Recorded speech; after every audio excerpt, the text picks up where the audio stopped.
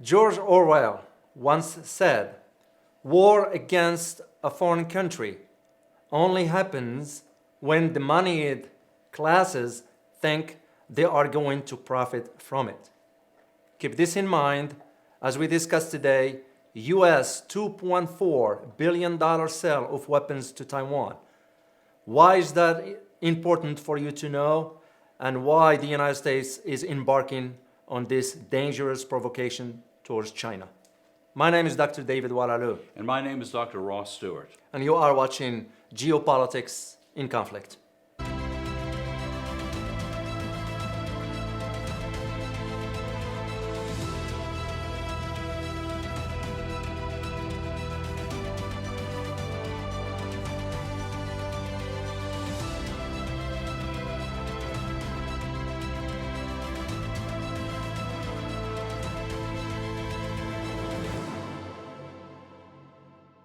George Orwell could not have been more correct.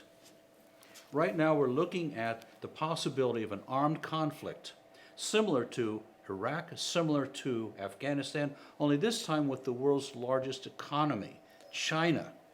And this is all over Taiwan. We're looking at a possible approved sale of arms of $2.4 billion. That's correct, Russ. This approval of the U.S. weapons to Taiwan includes drones, missiles, tanks, and also anti-ship missiles, part of the deal. And why is that the concerning for it? Because this sale, the approval of it, just the approval of it, it's already heightening tensions between the United States and China, because the United States violated its relations, violated the communiques that is signed with China over the years. There's not a single dispute about this Taiwan a part of China. The Chinese people believe it, the Taiwanese people believe it. Its world agreement says, yes, they're one country. And that's correct. And that was this whole notion of these three communiques between the United States and China. And by the way, just for our viewers to have an idea what I'm talking about here, the three communiques between China and the United States were signed in 1972, the first one, 1978, the second one, and 1982, the third one. And we will have a description, a link in the description for what these communiques are all about. Basically, the bottom line of what these three communiques are all about is that the United States will respect the sovereignty of China by not interfering in its internal affairs. Taiwan is an internal affair for China. It is one country, two governments, and the plan is eventually to bring these two together. And if you take a look at a recent poll from the people of Taiwan, approximately 50% of them say, let's get it together right now. We don't need to wait. It is in our best interest to join with mainland China today.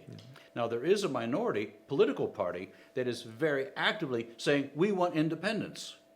It would be similar to the state of Washington saying, we want independence. That's correct. And it's not going to happen because China has that sort of an understanding with the United States that even though Taiwan can run its administrative affair by itself, but it's still under one country, China in that case.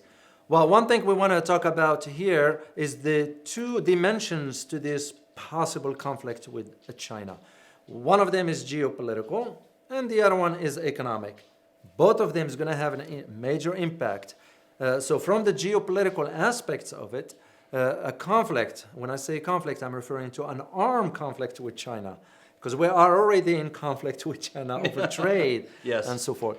So an armed conflict with China, it's going to go beyond South China Sea. Absolutely. Yeah, because you're looking at countries like Vietnam, Philippines, India, Pakistan, Russia, South Korea, North Korea. It's just going to change the dimensions of what a global conflict is going to become. And it is my belief, and this is my opinion, is that I do believe that China will go to war over Taiwan, because Taiwan to China is the red line. Well, it's actually part of China by everyone's agreement. I was recently speaking to some people from Vietnam, and they're very afraid of China. What a surprise. And at the same time, all these countries that are saying, China, China, China, you know, we need to really worry about that. If left alone, and their own best interests would say, let's make an accommodation with China. Well, this is why this fear mongering, it's been out of context. Even retired MI6 in Britain, Sir Alex Younger, has argued against this fear mongering towards China. Why everybody's blaming China for whatever?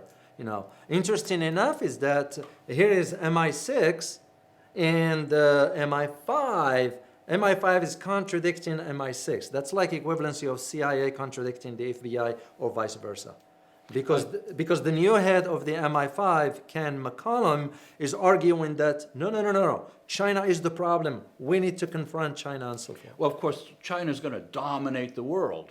You know, even when the United States was the #1 economy, how well did they do at dominating the world? Yeah, and you're right about that. And by the way, the U.S. is not #1 anymore. #2 right now, because China has taken over economically, and this is a fact that's been reported. So this is just for our viewers to have an understanding of these geopolitical implications of tensions, a military conflict with China, because it is my belief that Russia will come to support China behind the scenes. Who's to say what North Korea might do, especially when you have over the DMZ, the demilitarized zone, 50,000 U.S. troops stationed in South Korea. So this is why the conflict, the military one with China, is going to go far beyond South China Sea. So there's this question of who benefits from this? Well, there will be the warmongers, the profiteers that's going to take advantage Who are of this. always fermenting us against them. That's correct. Or, let's them fight. Yeah, and we can profit for this. And we'll profit from it, just like as we did. so many times in the That's past. correct. Yeah. Well, how do you think American people are going to benefit from this? Or the real consequence to us? Yeah. Well, the real consequences, that's an economic one, and we're going to address that one. We want to just finish with the geopolitical part. There is one thing that the Western audience needs to understand about China's culture. So when you saw the representative of the foreign ministry come over the speakers and address this issue in a calm manner, it does not suggest that they are afraid or there is some sort of a concession. It's in reverse. Part of the primary Chinese culture, because there are certainly a lot of them there, the primary Chinese culture says you sort of speak quietly about it, but that does not mean you don't feel intensely about it, and the consequences might just be very severe. You better listen up. Yeah. So the calm voices don't indicate they're going to back down or they're going to acquiesce in some way, because they're not. No, they will not. And I do believe strongly, based on the research that I conducted, as I mentioned in one of our shows, I'm in the process of writing a book about China. So I have to sort of dig into the information and so forth. Over time, China will fight militarily when it comes down to defending Taiwan, or even if Taiwan wants to declare independence. Well, only a minority in Taiwan even want to do it. And there's a big push for the Taiwanese to stand up to those people and say, we don't want that. Yeah. Well, look what happened in Hong Kong. Yeah. And do we hear about Hong Kong anymore? Never. No, it's gone. So the issue with Taiwan, it will be far different, and the consequences will be disastrous because, again, what our viewers need to understand is Taiwan is strategically located. And this is why China moved forward with this South China Sea control, because they don't want the presence of U.S. weapons there or even military bases and so forth. So, geopolitically speaking, it will have a far-reaching consequences on a global scale if a conflict, a military one that is, between China and the United States will erupt. I do not foresee that because both countries, China and the United States, know what the consequences will be. You know, you take a look at you listen to all the noise that's going around in the South China Sea. Whose side are all these countries on? They're on their own side. Yeah. And they're going to go with the who's in power today. Who do we think we can win with? Well, the Philippines is firmly with the United States. until yesterday when they became firmly with the Chinese. Yeah. It goes on and on and on. And that goes with the country's interest. Every country is going to behave that way. You always have to think in terms, as a country, you always have to think in terms of your strategic interests. Absolutely right. And the Philippines, the Chinese, the Vietnamese, every country on earth think in those terms. We do the same. We have to think in those terms as to, but the bottom line to this point, geopolitically speaking, is that the conflict, military one again, with China will change the geopolitical landscape, not only in Southeast Asia, but in the Asian theater, but around the world, because you're going to see new alliances reemerge, and it's just going to change the political landscape. How big do you think the economic impact would be if there is any kind of real conflict with China? Well, that's huge, Ross. It is huge. China already confirmed that they're going to be sanctioning two main companies in the United States. Actually, there are three: Lockheed Martin, Raytheon, and Boeing. And why is this important? Because the first two, Lockheed Martin and Raytheon, are defense contractors. Most of what we see in the American arsenal is built by those two companies. Yes. For Boeing, it's a huge problem because sanctions against Boeing, it's going to devastate the company. So many airplanes are built for China. That's correct. A lot of people in the United States do not know that China and Boeing had a relationship of over 50 years. Over 50 years, Boeing was providing spare parts and planes, the Boeing 737s. By the hundreds. That's correct. So where I see it going, with these sanctions now imposed on Boeing, China's going to say, either you stop building because Boeing is involved in the weapon production also.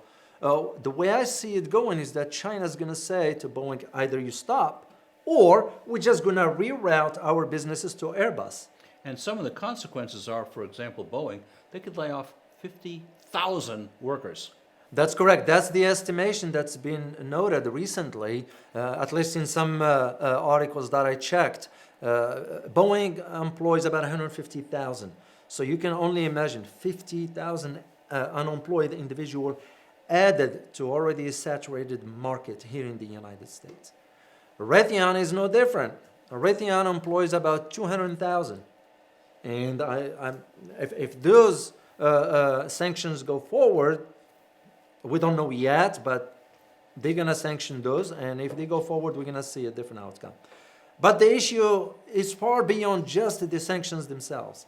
The issue is that China now can sanction American companies. What does it tell you? It tells you right there that China now has taken the top on the economic ladder. Absolutely. On the world stage, per se. And the United States is no longer number one economy. Now it's China. Here's a serious question. How does the United States' involvement with Taiwan, and therefore China, benefit you and me and the rest of the American people? None. None. None for us. As a matter of fact, it will be problematic in the other direction, because a conflict with China, the first thing you're going to be noticing, you and I and the average common man, we're going to notice is that prices is going to go up.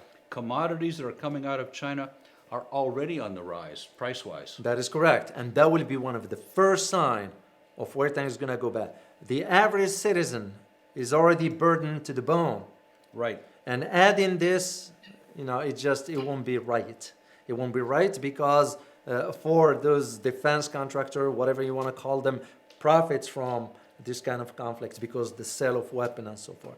We take a look at the cost of Iraq, of Afghanistan, and we know it's in the multi-trillions of dollars. What do you think we could spend that money on if it wasn't a war machine? How about infrastructure? How about education? How about healthcare? That's correct. All this will be beneficial.